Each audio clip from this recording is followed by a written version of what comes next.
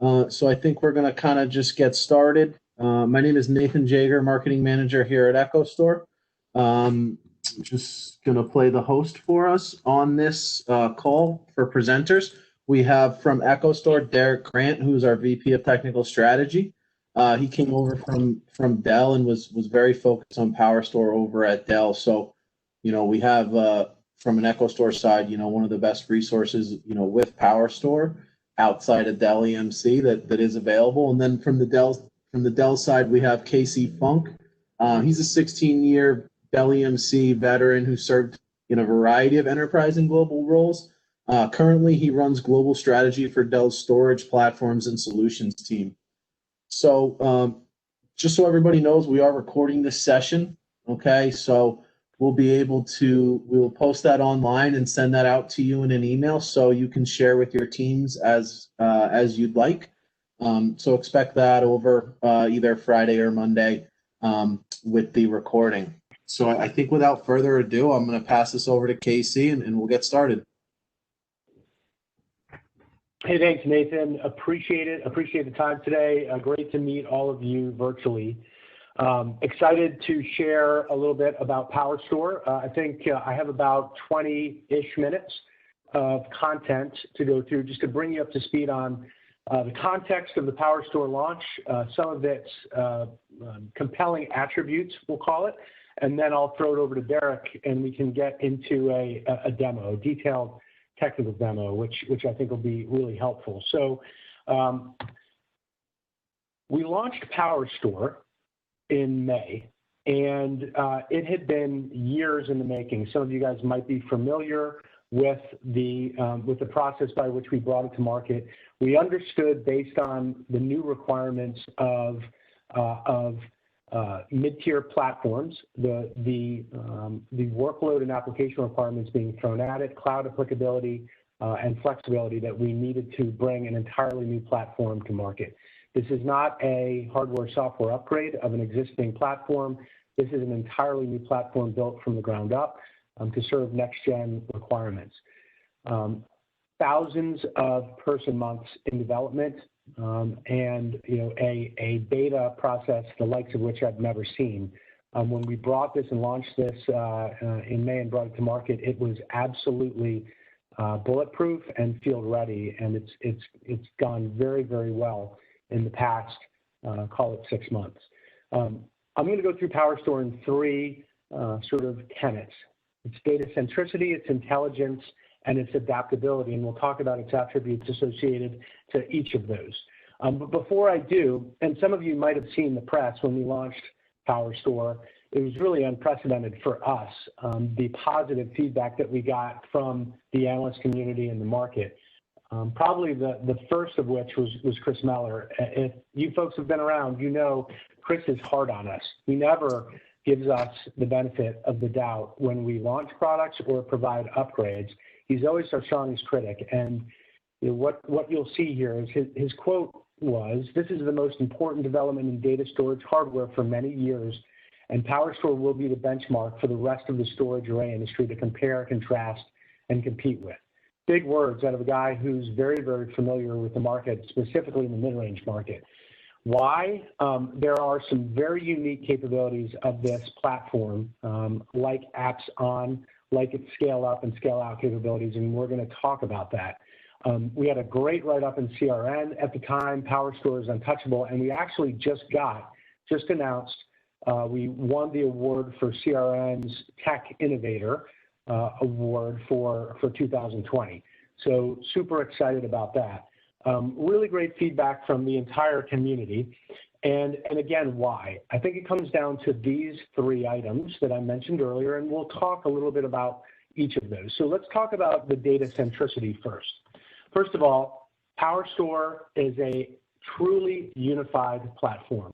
Ability to service both traditional and modern workloads, whether that's your database environments, ERP, EMR type purpose-built applications, next-gen cloud-native apps, or file or object repositories, whether it's content repositories or your classic home directory use cases across a variety of different protocols out of the box right, your block, your next-gen, and file protocols, servicing up a myriad of different use cases, whether it be your classic apps and databases, native vVol capabilities day one, container-based, as I mentioned earlier, and SIFs and NFS file.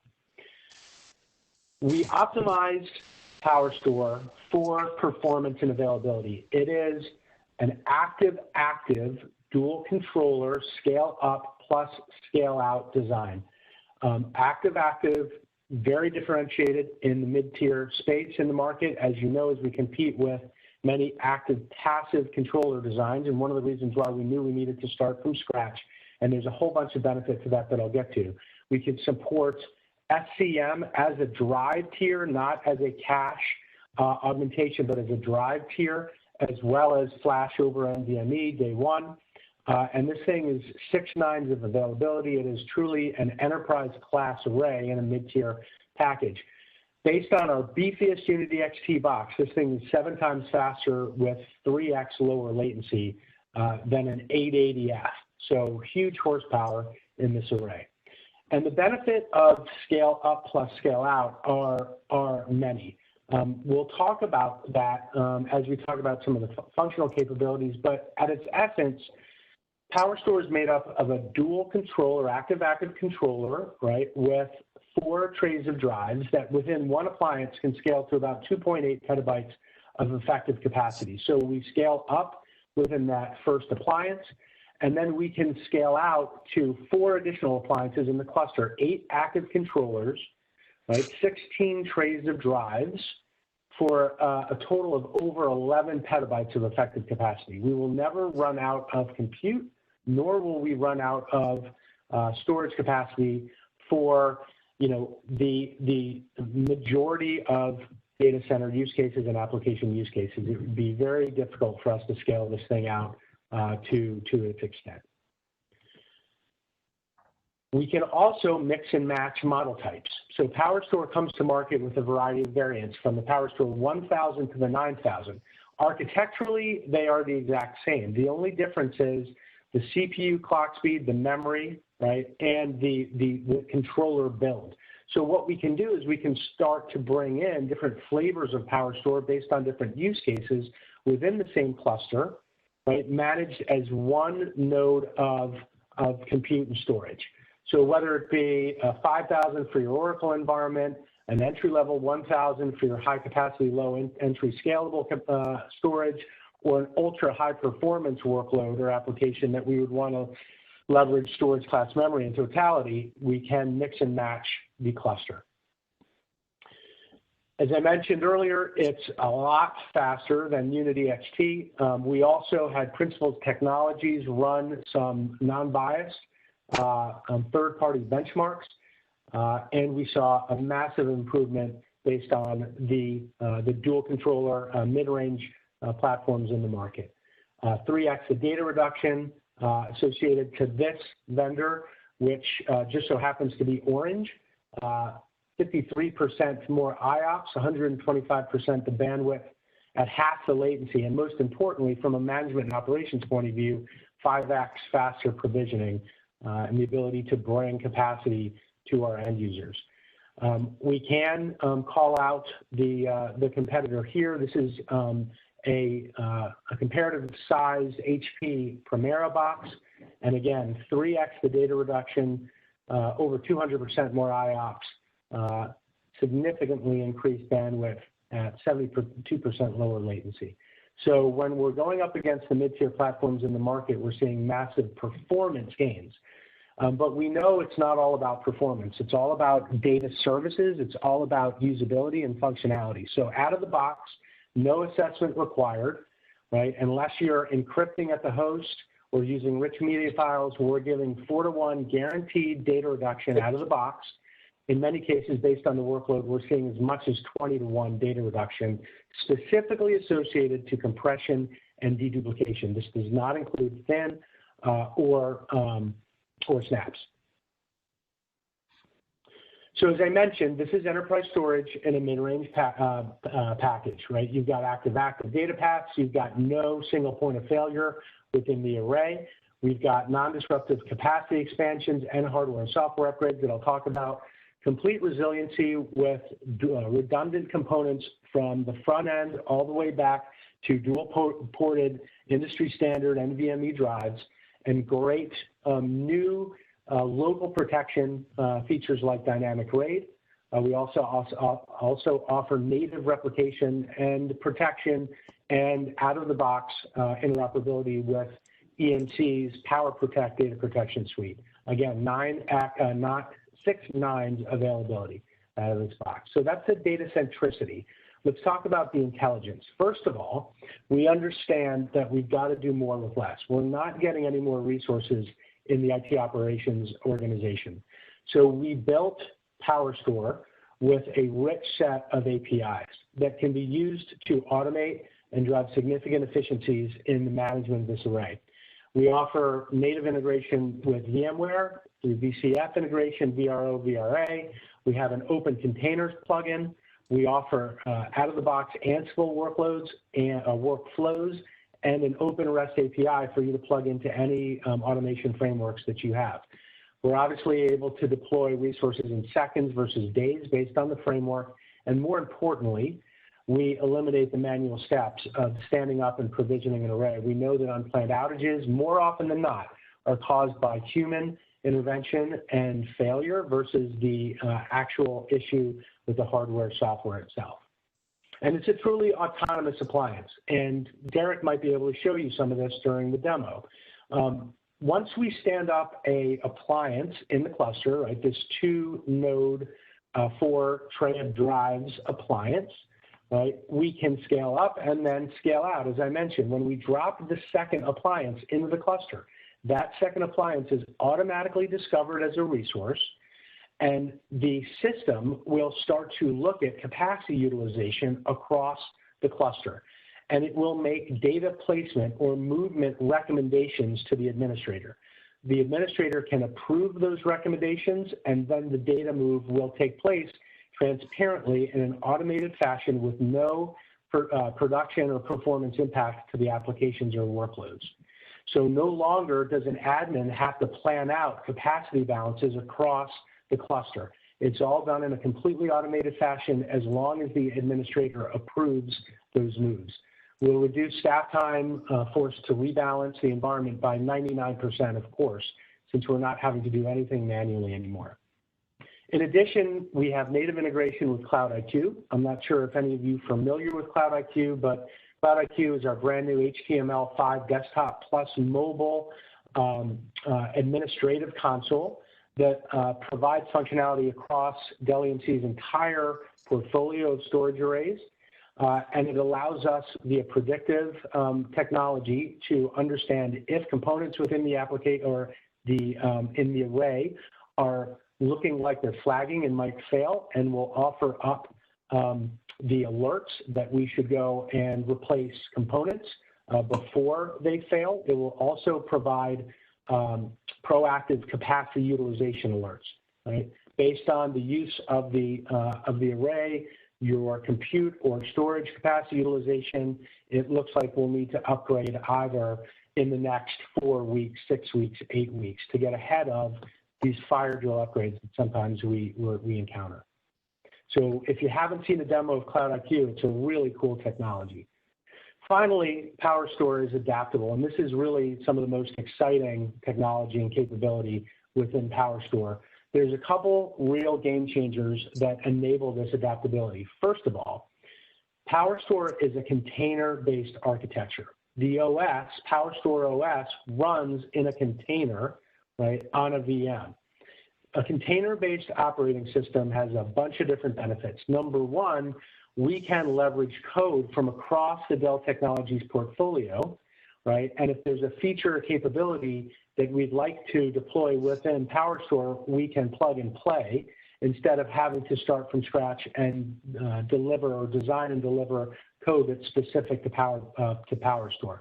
So a fantastic ability to deliver features and capabilities modularly across the portfolio.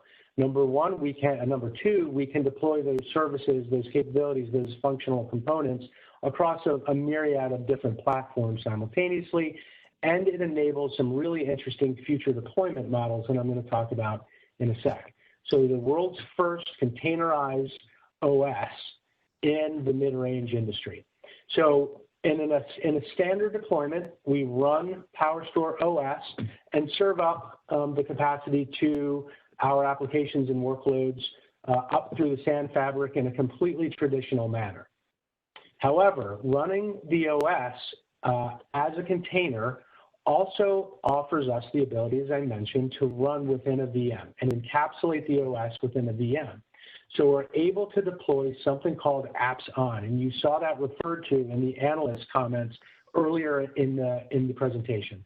Now what I can do is I can run an application, whether that's an infrastructure type application like antivirus or an application that requires very little latency or thrives on being very close to the data, right? I can run that application on PowerStore itself, adjacent to the OS, right, in a completely quote-unquote hyper-converged model, right? So where we have, again, data-intensive demanding workloads, where we're at the edge and we want a highly simplified infrastructure to throw out at the edge, where we don't want to have to deploy and manage a server, a network, and storage components, I can deploy PowerStore in a 2U configuration, running the apps natively on the array, right, which, again, just opens up a tremendous amount of new and interesting use cases.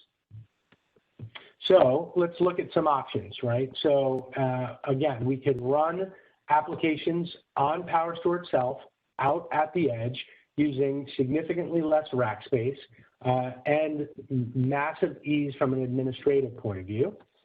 I can then natively, I can stream data to PowerStore out at the edge, right, and run analytics on that data locally. I can leverage PowerStore's native replication to replicate back to the core, and I can show a very common and consistent VMware management infrastructure across PowerStore, across the X-Rail, even an ESXi server or set of vSAN-ready nodes. And I can leverage native VMware tools and the VRA, VRO infrastructure components to balance workloads across all three of those infrastructure types based on my unique workload and application requirements at the time. I can also leverage VMware, native VMware capabilities to replicate my VMs using VMC on AWS or VMC on Azure, for example, from PowerStore out to that cloud service provider and leverage VMware Cloud Foundation for a consistent operating model. We can also leverage cloud storage for multi-cloud, or faction, as you may know it, to leverage data replication, native data replication from PowerStore out to a utility PowerStore sitting at a third-party data center, call it Equinix, for example, where I would pay for replicated data on a utility PowerStore by the drip. So I would pay for the replicated data by the gig per month. And since faction has these facilities in Equinix and other third-party data center locations adjacent to the cloud service providers, I can actually access that data via GCP, AWS, or Azure in sub-millisecond latency without having to move the data into that cloud service provider. So I can access that data in place from one or more of those CSPs simultaneously. Opens up a whole bunch of really interesting use cases like disaster recovery as a service, tests, and running proof of concepts on applications that I may want to run in the cloud in the future, all without ever having to move the data into the cloud and pay the fees specific to ingress, or most importantly, the egress fees that they charge on moving data out of their cloud environment. So really cool differentiated functionality. This is called cloud storage for multi-cloud, leveraging faction. Finally, a truly adaptable architecture with a program that we brought to market called Anytime Upgrades that will allow us to do data in place upgrades, modernize hardware and software, and never migrate data again. Really important that we leverage the scale up plus scale out architecture to enable this. It is very differentiated in the market. So what we offer is, as part of anytime upgrades, the ability with our standard program or our select program to upgrade seamlessly and non-disruptively from a technical point of view and from a prepaid maintenance point of view to a next-gen node or next-gen plus higher model. So I can go from a 3000 Gen 1 to a 3500, let's call it, or I can go from a 3000 to a 5500, or I can leverage this maintenance agreement, anytime upgrade program, to scale out and prepay for a second set of controllers that I could deploy when my requirements dictate over time. So really interesting flexibility in that program, and it's all based on this scale out technology, the ability to swap controllers and upgrade hardware, software non-disruptively and without any data movement whatsoever. So for example, I have a PowerStore 5000 and a PowerStore 3000 in my cluster. Those are depreciating over their life cycle. Instead of having to refresh that 5000, I can use anytime upgrade or just the technical capabilities to swap those 5000 controllers out and swap PowerStore 7500 controllers in, essentially modernizing my PowerStore without any data mobility whatsoever. I can then continue to scale out within the cluster. I have that 7500, I've got the 3000 now, and now I scale out and add a 1000, and the life cycle is taking place over time. I can then modernize that 3000 to a 3500 by swapping the controllers, again, without any data migration or interruption to the applications. And then if I want, I can modernize the cluster. I could add in over time a PowerStore 9000, use the data mobility capabilities of PowerStore within the cluster, and then fail out that old 7500 that I had originally purchased without, again, any impact whatsoever, giving us the opportunity to consistently modernize the cluster over time without any data migrations and any impact to the hosts. So really exciting options to upgrade my environment if necessary based on changing workloads or changing application requirements, and modernize the cluster over time. We also offer PowerStore in a very wide variety of consumption models. We offer obviously in a standard CapEx model, but we also offer it in a pay-as-you-grow, right, to where we can spread payments out over 48, 60 months based on Dell Technologies financial services funding. We can do flex on demand, where you commit to a baseline and then we meter your buffer capacity over time by the gig per month. And we also now offer data center utility, where you may have heard we announced Project Apex at Dell Technologies World about a month ago.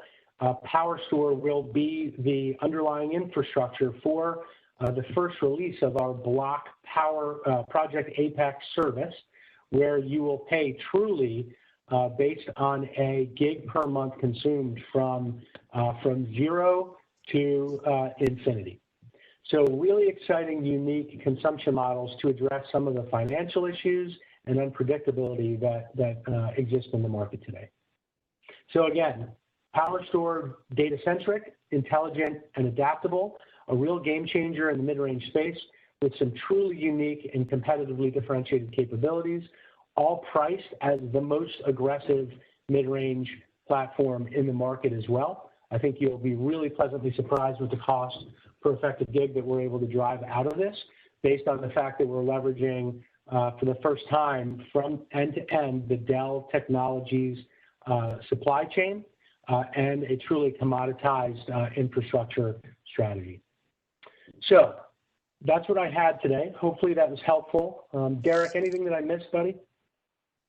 No, I think I think it was great. I mean, I'll articulate some of the things you touched on in the demo, specifically around the uniqueness of PowerStore. But I think that's a pretty good representation of the platform. And if there's any questions out there, real quickly, guys, we'll try to fit some in now if you have any, and then we'll start the demo in a few minutes.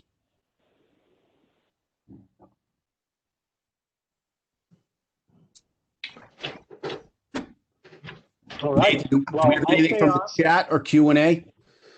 Not seeing anything in chat and Q&A, people.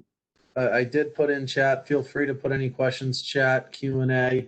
As we go along here, we will try to get to, all of them if we can. So, I think there's some really interesting stuff here, and you guys should try to, get as much information out of these two guys as you can, because you have some serious brain power on this call here. But I'll just pass it over to you, Derek. Yep, I'll stay on. If there are any questions as Derek's going through the demo, I'd be happy to help out. But again, thanks for the time. We're really excited about this platform as Derek fires up the demo. Since inception, we've sold almost 400 arrays now, close to 30 petabytes of capacity on the platform. The market adoption has been fantastic. We are consolidating existing mid-range footprint and driving some pretty massive amounts of simplification with the environment. We're finding customers deploying apps on, which is really exciting. We're already seeing some examples of where customers are looking to scale out the environment, leveraging anytime upgrade today. So exciting stuff. Thanks again for the time. Thanks, KC. All right, so let me just preempt this a little bit, this demo, let you guys understand. So we are demoing the PowerStore T today, which is, KC, correct me if I'm wrong, but I just use the T as traditional. It's more of the traditional implementation of storage, and not the X model, which is the apps on and virtualized container-based version of PowerStore, which directly ties into the VMware architecture and environment. Today, we're going to show the T. If you guys have any requests, please let Nathan know. If you're interested in seeing an X demo, we can schedule an X demo sometime in the future for you if you're interested in that as well. But today, we'll focus on the T, which is the traditional type unified platform. This is the dashboard that you see in front of you now. One of the great things about the management interface for PowerStore is it's obviously HTML5. There's no Java in it, which for those of us who've been managing storage for a long time know all the problems that came with that. So we have a fully HTML5 interface. And one of the great things about the dashboard here is you have access to basically everything you see. So if I want to go look at my volume groups, I can jump right in there right from the dashboard, and it'll show me a list of my volume groups. And for those of you who've been in the storage industry for a while, volume groups are the way to logically link volumes together, either for protection policies, snapshot policies, replication policies, whatever it might be. It gives you a way to both identify, look, monitor, and execute against a group of LUNs or volumes that should be bound together either based on application or based on policies of protection or other aspects like that logically allow, puts them in a position where you want them to be treated equally. So we'll jump back to the dashboard here.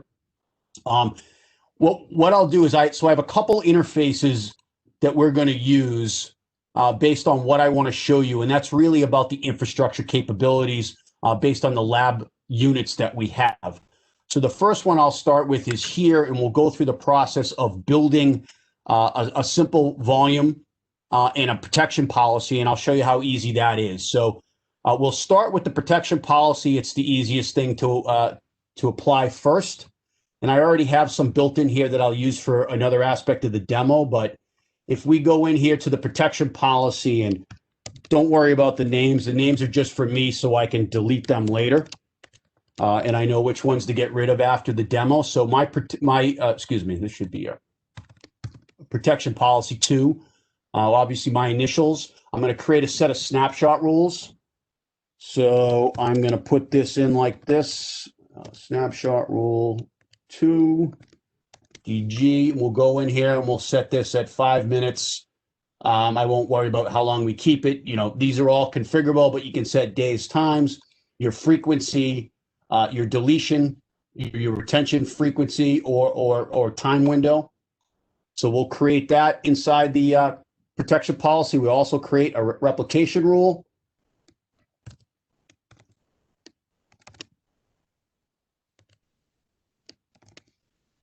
And we'll select a destination and we'll select an RPO, say of 30 minutes, and we'll create this. And now what the protection policies are is there a way for you to define your protection modeling so that you don't have an infinite number of different protection policies.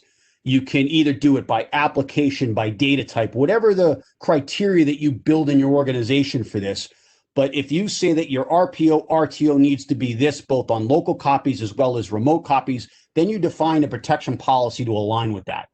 Once that policy is created, we can move into the creation of a storage asset.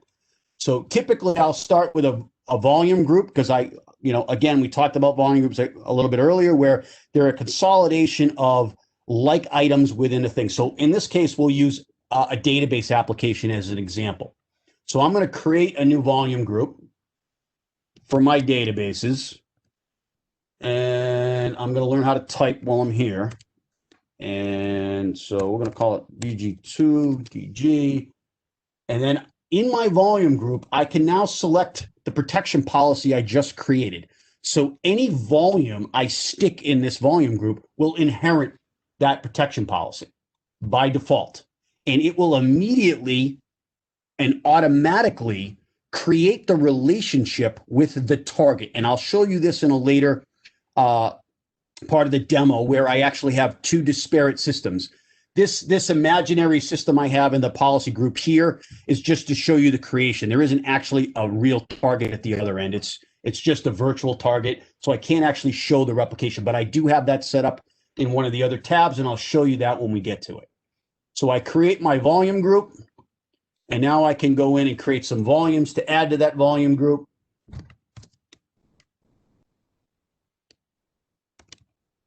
Let's see, I think 3 and 4 is what I need here.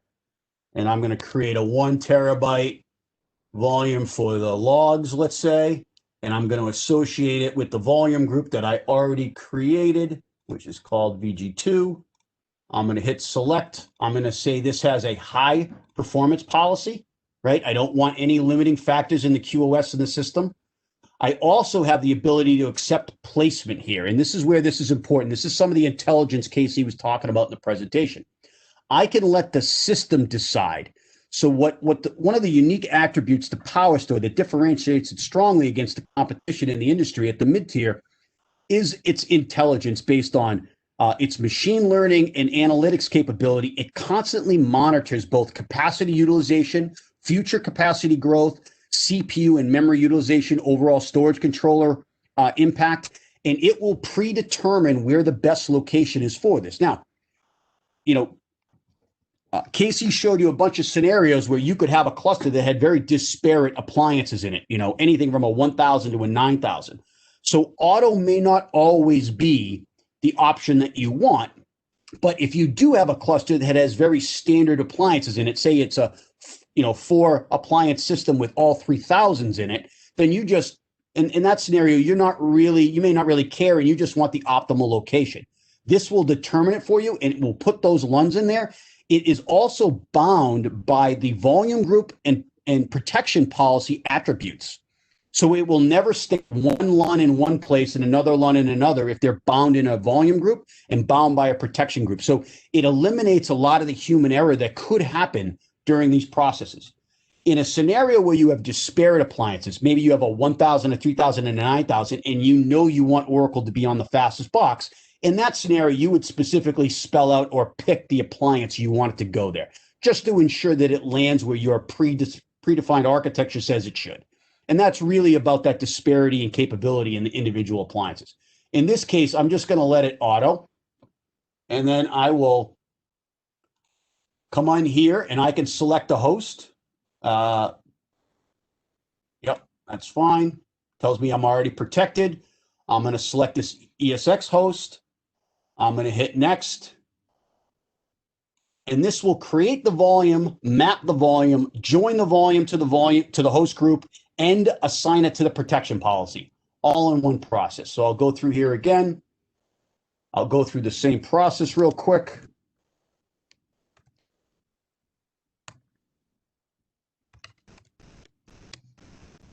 I'm going to pick a 2 terabyte LUN for the database itself. I'm going to let it auto pick. I'm going to select my volume group that has its predefined protection policy in it. I'm going to set my performance metric to high. I'm going to hit next. I'm going to say, okay, I want that volume group. That's the right one. The protection policy, that's the right one. I'm going to assign it to the same ESX host, and I am going to create that LUN. So now when I go back to my dashboard, I can jump into my volume groups. I obviously have one more than I had before. I have 7 now.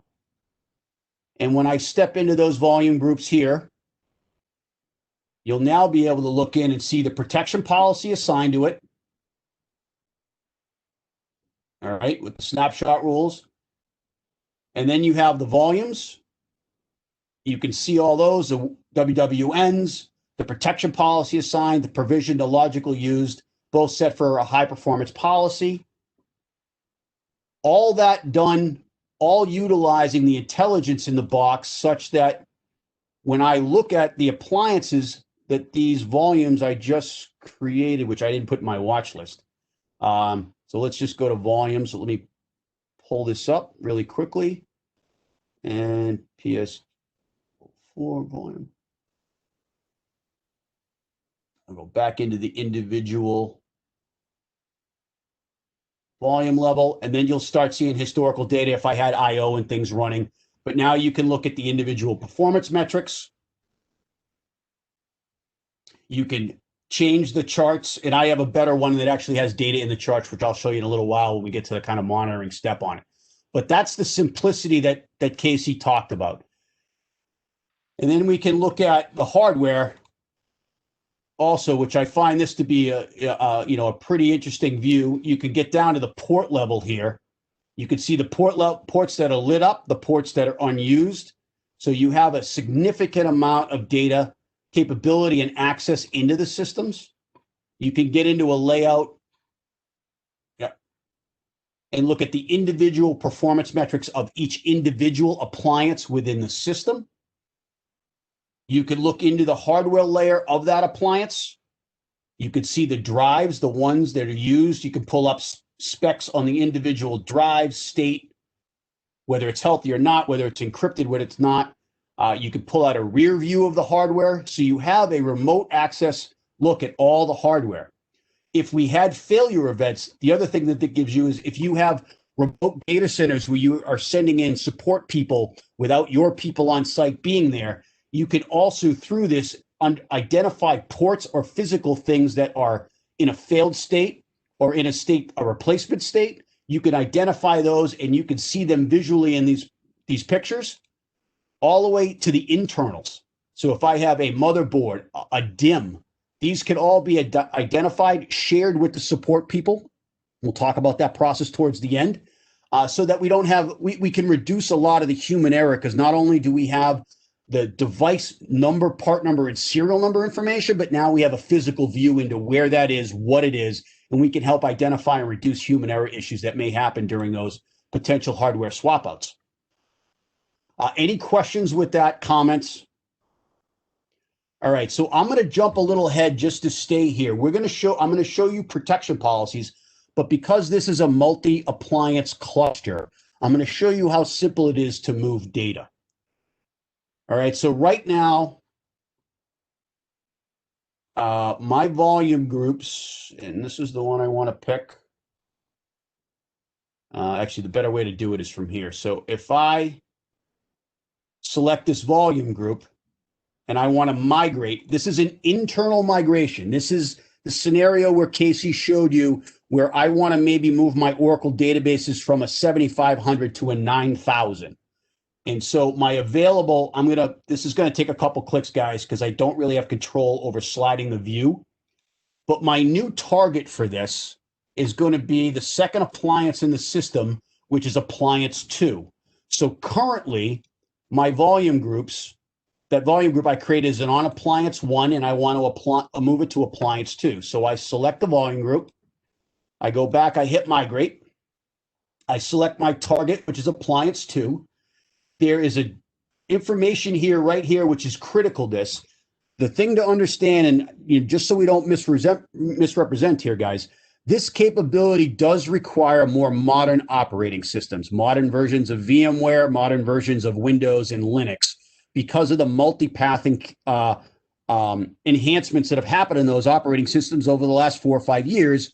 I just want to be honest with you, you have to be in those more modern operating systems. So make sure that you check the supportability matrix, which is this knowledge base article right here, before that you execute this, or you won't have the expected result of no non-disruption. The other cool thing about this migration capability is if for some reason I didn't have the host mapped to both those appliances, it would identify that restriction prior to a migrate. It understands that if I was to migrate the volume group without having the right pathing to the other appliance to visualize this, I would create a data unavailability event. So the system understands that and will affect the remediation of that during this wizard. I, in this case, have that configured, so we will not see the error. But if I did not, an error would come up and say, do not do this. Basically, you don't have the host that owns these LUNs mapped to that appliance. You have to remediate either the iSCSI connectivity or the fiber channel connectivity to that appliance before you can execute this migration. The system understands all those dependencies and executes on those. So if I start this migration now, yes, associated hosts have been rescanned. Basically, I've rescanned to ensure that the system is available to that storage array or that appliance. And I say yes, and I hit start migrations. Migrate now. Now this will execute in the background. There's not a ton of data here, so it will complete, pretty quickly. But you can hit the refresh. We're, 10% in, and then it will upgrade as we go through. I'll jump back to this later. We'll see that it's moved. Again, this is really moving mainly metadata because I don't have a lot of data in there. And for the demo, it doesn't make sense to have a massive amount of data that gets moved because we don't really have necessarily the time in the 30 minutes to wait for it all to go. But I wanted you guys to see that capability. I'm going to move to another lab system now to show you guys protection policy replication. So on this system, I've already created a volume group here. And what I'm going to, and so you see that, I'm also going to touch on the replication policy. So I have a protection policy called PP1DG. And inside that protection policy, I have the following rules. And I'll touch on these real quick. So I have snapshots every 5 minutes, retention for 6 hours on every single day of the week. And that's my local snapshot creation rules. And then I have my replication rules are every 15 minutes with a 5-minute alert threshold going to PowerStore 1B. All right. And all my LUNs right now are on PowerStore 1A. Okay. So all I have to do to execute this or get this to start is I go inside my volume group.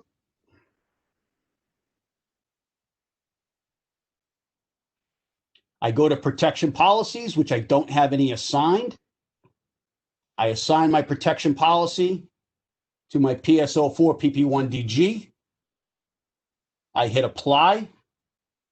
I hit assign. And now that protection policy group is going to start the counter for all those trigger times I had. So in 5 minutes, I'll get a snapshot. In 15 minutes, the replication relationship will not only start, but it will go to the destination, create the necessary volumes for the volume group, and then begin the data migration or the replication from PowerStore 1A to PowerStore 1B, all automatically. So you don't have to go predefine. The only thing you have to do in the replication policy is predefine the targets and then choose the right target for the volume group. You don't actually have to go over there and create volumes or do any of that anymore. The policy itself will recreate the necessary resources on the destination to effectively begin the replication. And the other capability here is at the volume group level, I can also manually take a snapshot if I want. I'll just stay with all the defaults. I take a snapshot here. Any snapshots or thin clones that get created within the volume group will also be replicated with the volume group. So if I go in here and I select this and I say I want to create a thin clone to be mounted, say, by the backup server at the destination site or for some other reason,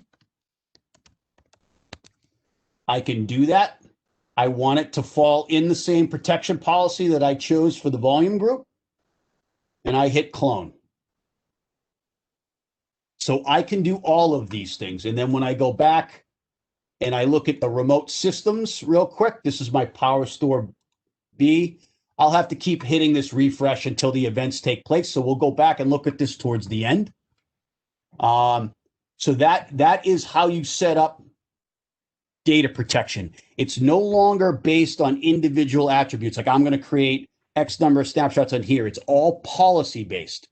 So now you can, instead of looking at it as individual LUNs or individual systems, we can now look at it as let's build policies that a manageable amount of them that meet each of our defined criteria for RPO and RTO.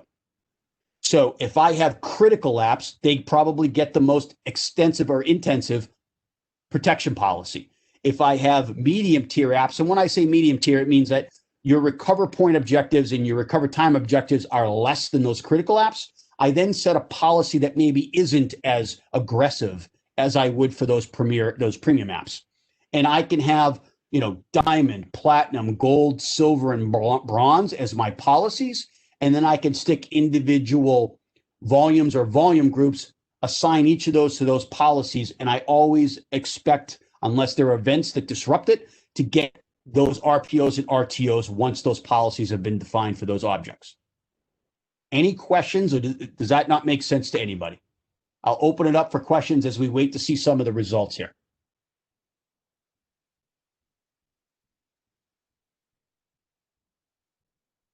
All right, so either KC and I are really good or we're boring you guys.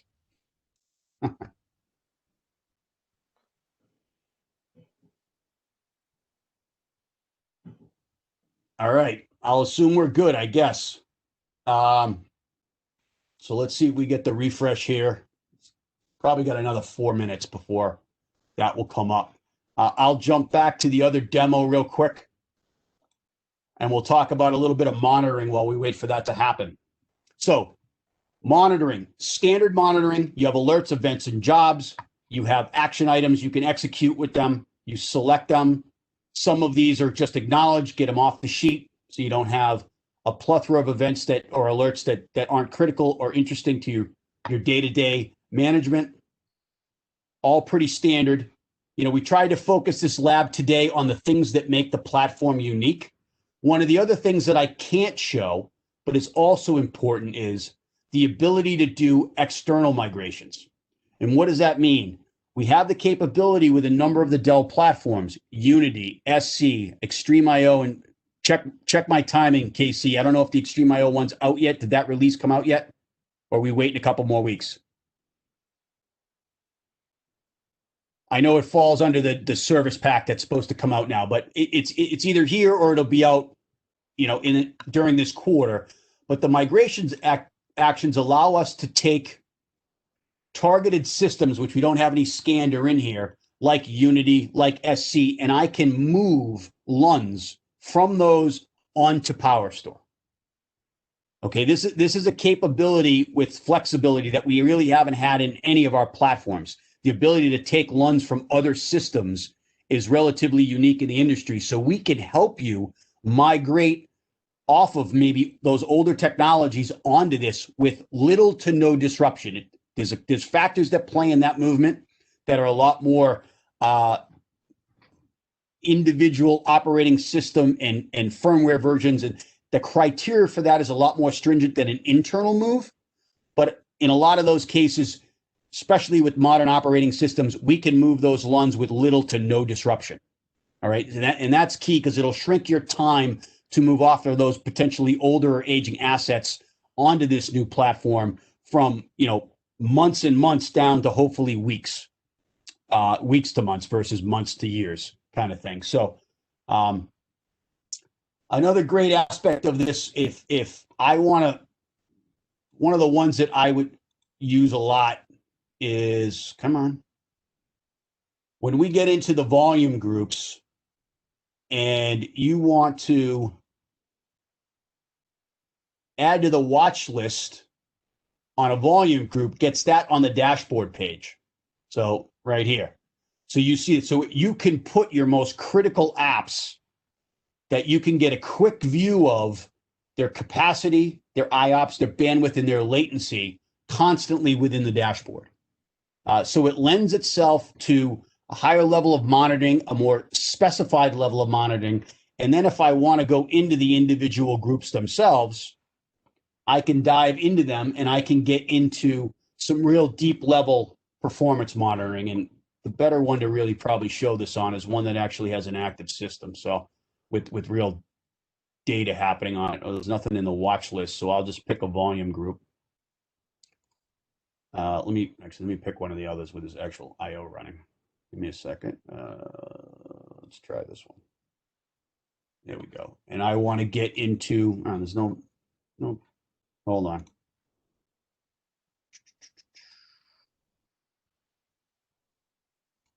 Let me switch to one here. Give me 1 second. There we go. We'll do the SQL DB one. We step into that volume group. We can step into the performance as soon as it loads. Give it a second.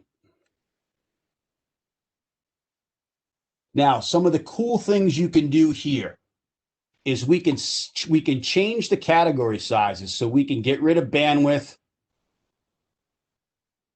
We can set IO size. We can move replication bandwidth here for a second. We can look at it up to the last hour. We can also export all this data as well. One of the other cool things, if you want to delve into a specific area, so let's make this a little bit bigger so I can find some high points in the graph, which will allow us to, so if I want to dig into this, I just highlight and select it. The more I highlight and select, the more, the smaller the window is for comparison or analysis. So I'm looking at, up to 5 milliseconds, 0.5 milliseconds of latency here from an IOPS standpoint. If I want to add in bandwidth now, I can see bandwidth at that same, and then I can dig into that. I get a much more specified view of what I'm looking at. And I can now align those time windows with possible events inside my application or inside my data center. So there's a lot of capability and functioning there.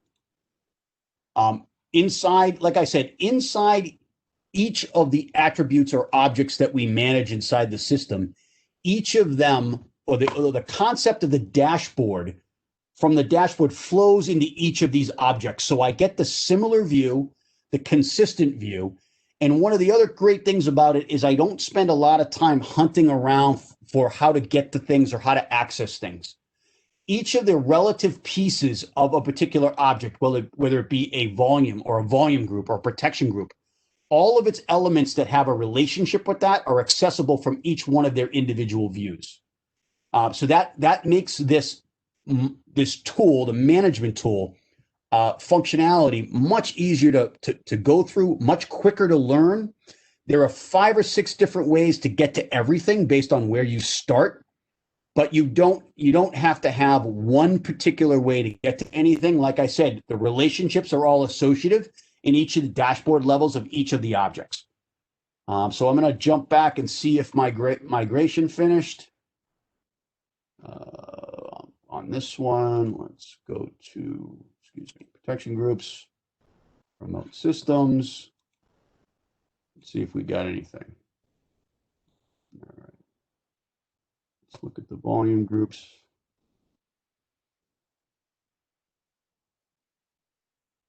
All right, my protection policy hasn't kicked off yet. So we still need a little bit more time. So we may not get to see this, but trust me, I've done it 5 or 6 times for the demo. So Nathan, unless anyone on the line has anything else they want to see, and or Casey thinks I missed something, I think that's a pretty good representation of some of the unique aspects of the platform. Not to dismiss the requirements for this stuff, but all the other standard kind of things that you do with storage, all are here within inside of the PowerStore. I think the interface makes it a lot easier to access. It's a lot more intuitive and it's a lot simpler. The wizards are more complete in the sense that you can build from scratch a LUN all the way to a replication relationship without ever leaving the wizard. There's even ways to streamline this through scripting through either the CLI or Ansible. So there's ways to even up level the automation here. Another aspect of the T that we didn't necessarily touch on, if you want to utilize a T because you want the functionality of possibly the unified platform, this has full integration with VMware. It's slightly different than how the X integrates. The X integrates into VMware actually as a virtualized ESXi server and a virtualized storage system. In the T model, it's a standard traditional storage array that can be fully managed from inside of VMware. So inside a virtual center, you can do data store creates. You can basically do a majority of what I've done today inside the PowerStore Manager GUI, as well as full integration with VROPs for additional operation and monitoring, as well as automation through VROPs as well. So at that, I'll leave it. We have a few more minutes or a minute or two, or we can go over a little, Nathan, if you're all right with it, and everybody else on the line is. But any questions, comments, thoughts?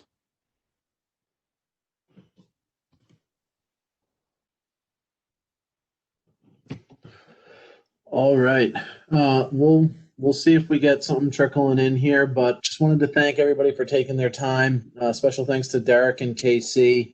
I think this was really, really great for everybody that was on. Like I said at the beginning, we did record this. We will be sending a recording out. Send it to your teams. I think there's some really good information in here. Additionally, if you want to follow up and have a personalized demo, you can reach out to me individually. Just reply to the event. My email address is nathan.jaeger, Jaeger, at echostore.com. And, we can schedule that as well. And to Derek's point, we'll probably be doing another one of these sometime in the spring. So we hope to have you tune in for that. So I think, Derek, we don't have any questions, so I think we'll end it there. Yeah. All right. Thanks, everybody. Thank you. Thanks, Casey. Thanks, Nathan. Yep. Bye.